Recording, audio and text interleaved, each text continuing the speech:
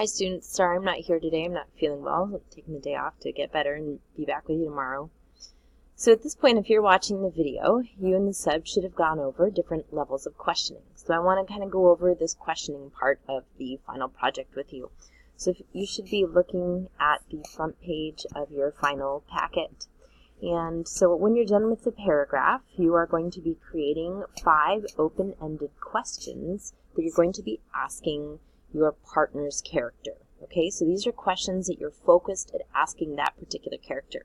You need to make sure that out of those 5 questions, you have a variety of question levels, question 1, question 2, and question 3, and that all of your questions are sophisticated. Okay, so that means that you might need to review some of your questions and make sure that the word choice you're using are sophisticated words, or potentially even put 2 level 1 questions together that are similar, relate to similar content, so that it's a sophisticated question itself. Okay, if they are short, simple questions, you're not going to be earning full credit for yourself, but you're also not allowing your partner to have time to actually show us what they know about their character. So, you will be writing your 5 questions in this area right here. Okay, and when you have your 5 questions, your partner may look at them and read them and think about them in order to prepare for their interview. However, you cannot help them come up with answers, and they may not pre-write their answers. If it is evident that you did either of these things, you will be losing points on your score.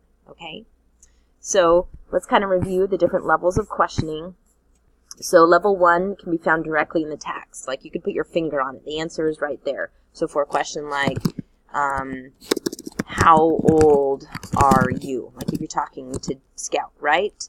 And here's what I mean by kind of combining them. You could say, how old are you and what do you enjoy doing, right? Well, I'm 6 and I enjoy tormenting Boo Radley and trying to get him to come out of his house. Something to that effect, right? Those two relate to each other, okay?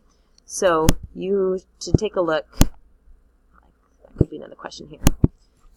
Take a look at the questions that you brainstormed with your different levels and see what you can find, okay? So your level 2 questions, inferences. These are ones that you have to maybe spend some time about, right? Do you find it difficult to be a lawyer and a parent at the same time?